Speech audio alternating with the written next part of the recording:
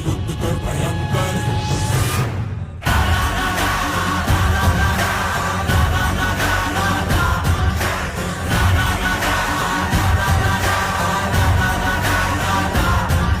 येणाऱ्या अर्थसंकल्पात सगळ्या जाती धर्माच्या मुलींना त्यांचे आई वडील गरीब असतील तर त्यांचं कॉलेजचं शिक्षण मोफत करायचं।